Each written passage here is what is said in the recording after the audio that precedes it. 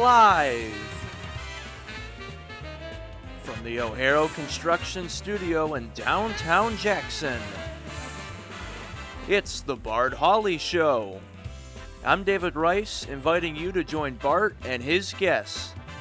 From Highfield's CEO, Brian Filson. JPS Believe the Hype with Chris Gianetti and Jackson Police Liaison Officer Dave Stallworth. From Experience Jackson, Rachel Buchanan. From Jackson Catholic Schools, Director of Enrollment Management, Lucian Leone. And now appearing at the Wharton Center with cast members performing in Moulin Rouge, Bob Hoffman. And now, here's Bart. Thank you very much, David, and good afternoon, everyone. And welcome to the show. Happy Eclipse Monday, also Masters Monday, the start of the legendary tournament in Augusta, Georgia today. Right now, we have got Masters-like weather. It is 62 in Jackson, and we are gunning for a high of 72 this afternoon. And they're saying that with the eclipse that we might feel the temperature drop a little bit. So we'll see, but then we'll go right back up.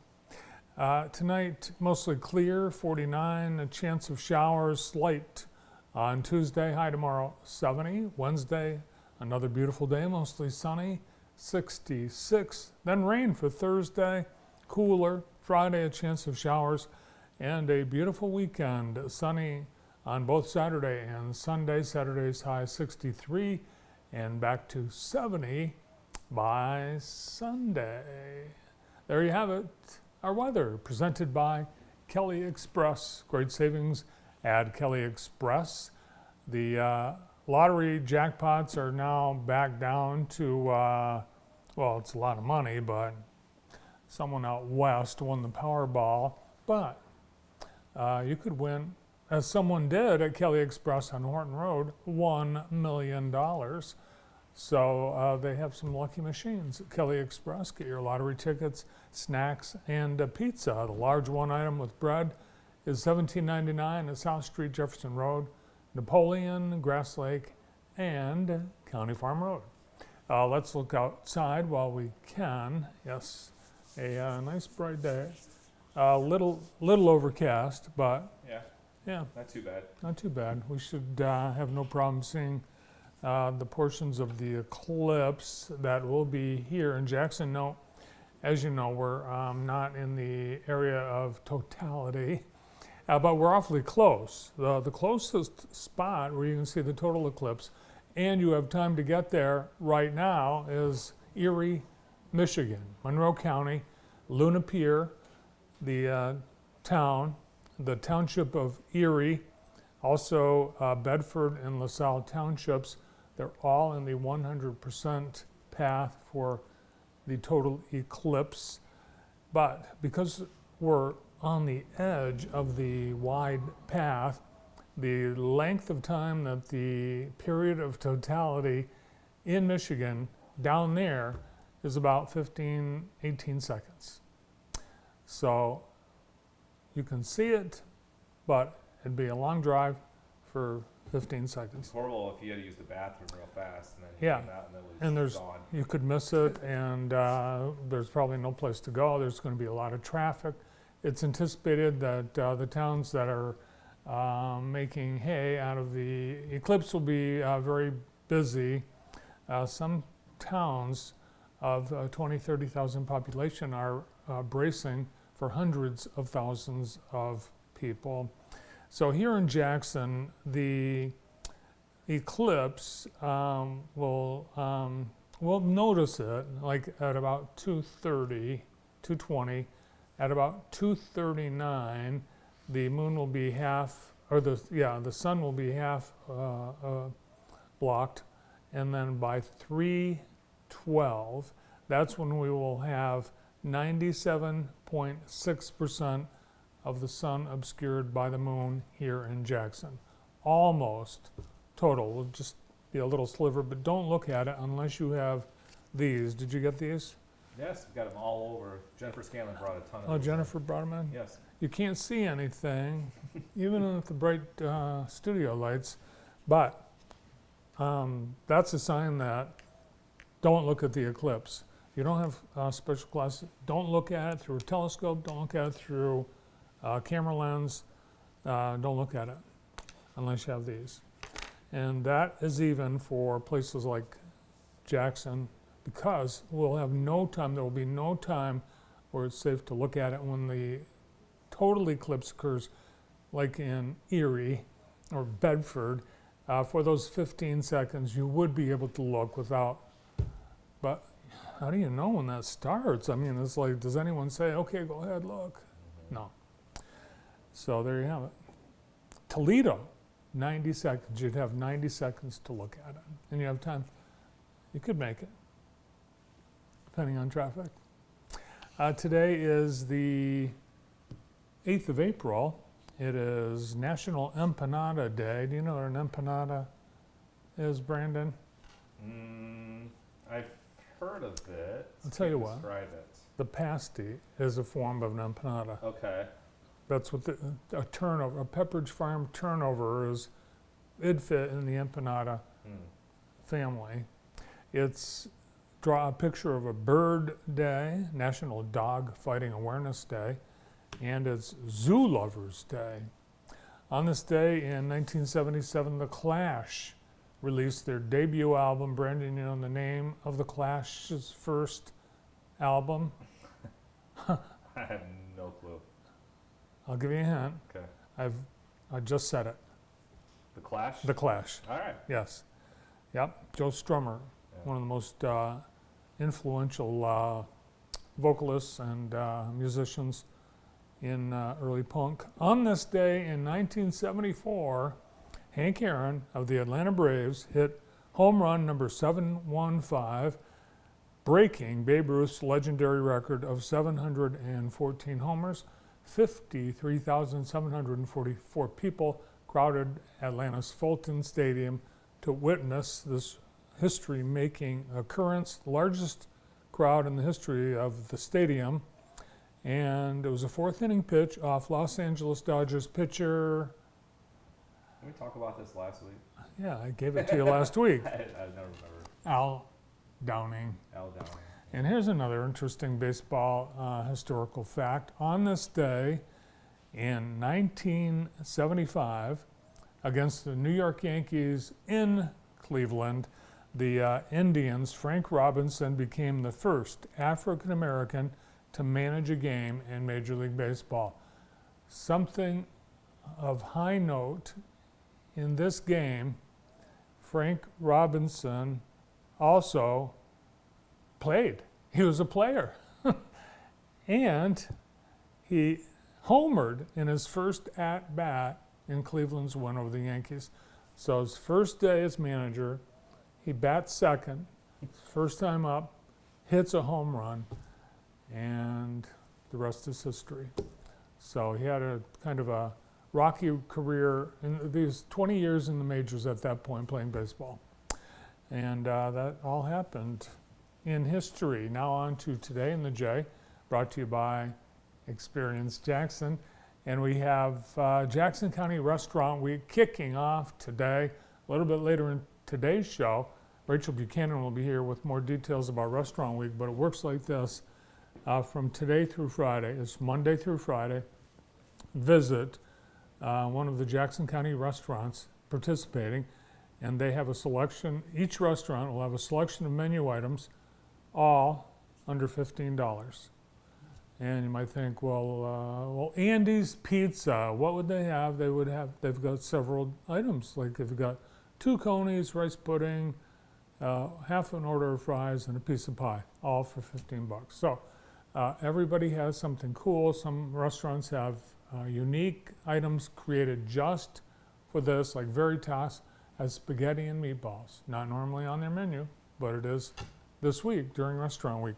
On jtv.tv, we have a list of all the restaurants and links to either their Facebook page or their website with details on their days and hours. Now, some restaurants aren't open today, so they'll be doing it the rest of the week, but check it out. And you could win prizes because you get a punch at each participating restaurant you visit, and then you'll be in the running for drawings.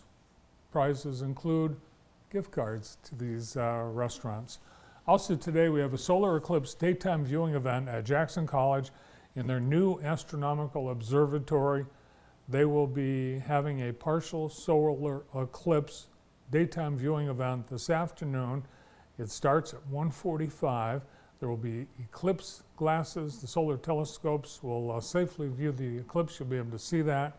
It's happening at Jackson College Central Campus. It's free. That's today, and a chance to check out their beautiful new astronomical observatory. It's super cool. We also have a solar eclipse viewing party at Sandhill Crane Vineyards. They'll give you a free pair of these solar eclipse viewing glasses with a purchase of a glass of wine. They'll have cheese plates and snacks available now till 4 o'clock this afternoon. And Jackson College summer registration is continuing. Visit jccmi.edu for all the details. And there you have it. Today in the J, brought to you by Experience Jackson. Michigan Lieutenant Governor Garland Gilchrist was in Parma on Friday to inspect the giant culvert and the road work being done on I-94, and JTV was there. So, Lieutenant Governor, what did you think of your little field trip today? Well, I continue to be impressed with and proud of the MDOT staff members and our partners and the contractors who are doing important infrastructure projects like this. Governor Whitmer and I have prioritized making sure that we can fix roads and bridges and make them safe, and particularly on this project on 994, adding this additional drainage capacity with that huge culvert that even I can stand in at 68 inches tall.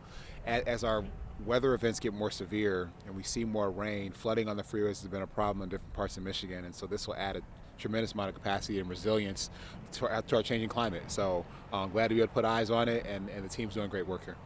So it's Work Safety Awareness Month, it's Distracted Driving Awareness Month. As you were really within inches of those tractor trailers barreling down the highway, what are your thoughts about worker safety and speed, distracted driving? Well, you know, I first of all, my heart goes out to every family of our workers who have been hurt, injured, or killed while they've been working here on roads across Michigan. I try to make sure to we want to make sure that people are mindful as they drive, and they're mindful of their speed and mindful of their surroundings. Distracted driving and trying to reduce that has been important to the administration. That's why we have signed into law the hands-free, make sure that people need to drive hands-free and not have their eyes on their phones, but have their eyes on the road. And being very mindful is important, and I think it's going to make our roads safer. It's going to make sure that our professionals here are able to work with confidence and focus on what we need them to do, which is fix these roads and fix these bridges so that we recognize why we're doing these projects, and that's for people. And so people can get where they need to go, so they can be safe, they can get to school, they can get to work, they can get to the hospital. It's about making these things work for people. There's a couple bills in the Senate right now that are dealing with enhanced electronic speed surveillance, and I think there's some neighboring states that are wanting to work with Michigan to monitor speed on a more electronic method. Are you and the administration in favor of those bills? I mean, I know that those bills are moving through the process, and we'll take a look at them as they get closer. So I don't have a position on that legislation today, but I do have a position on people to drive safely and mindfully, and all of us have a role to play in that to make sure our roads are safe, and I know Michiganders can do it.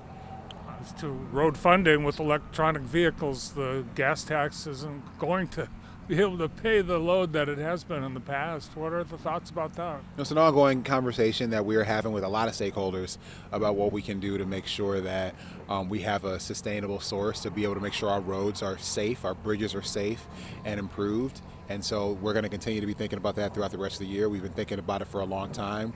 In the beginning of the administration, the Rebuilding Michigan bond program, we have proposed in our state budget to authorize the final $700 million of that, so we can get this next tranche of projects started and off the ground. this is a Rebuilding Michigan project, and so that shows our commitment to finding creative ways to fund these projects, and so we're going to maintain that commitment. And as that I-94 project continues this week, construction crews are really gearing up, and there are a number of entrance and exit ramps that will be closed starting this week. So visit michigan.gov/MDOT for complete details on all detours. This past Thursday was the grand reveal at Vista Grand Villa. They have just completed a $5.2 million renovation, creating a new rose room, a grand entrance, and really pretty much every single piece of the campus touched with improvements. They held a grand reveal and ribbon cutting this past Thursday. They will open Vista Grand Villa up for the whole community with drinks and refreshments, tours, and more on the 22nd. But here's a preview as JTV was there.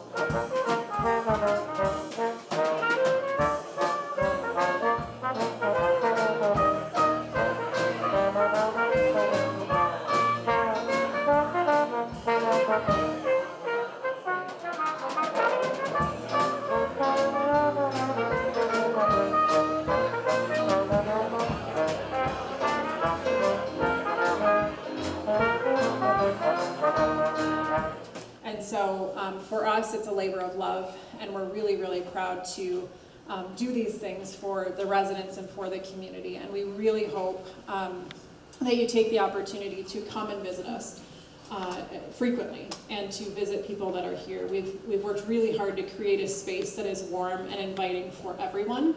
It's not just, we all know that there is the, age-old, nursing home feeling, and we hope more than anything that is the last thing you think of when you walk in here. We want you to come and enjoy a meal and to spend time and to just be happy and live purposefully here. And so, we do all of that through wellness opportunities and activities that we do here and events that we put on, and we bring in great, entertainment and, all of those things.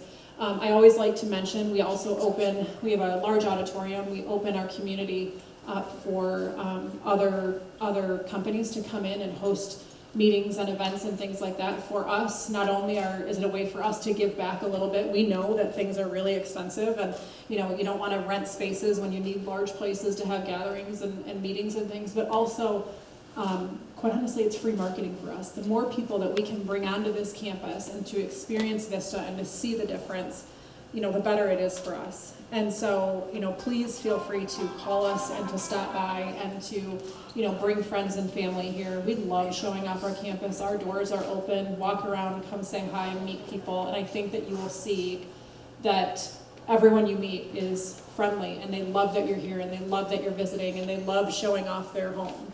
And so, again, just continue to be here, bring the little ones. We've created spaces that, for restaurants that have, we've got high chairs and changing tables now, and, we want families here. So, thank you all for being here and for taking time out of your day to stop by and see this space, and we hope that we see you here a lot.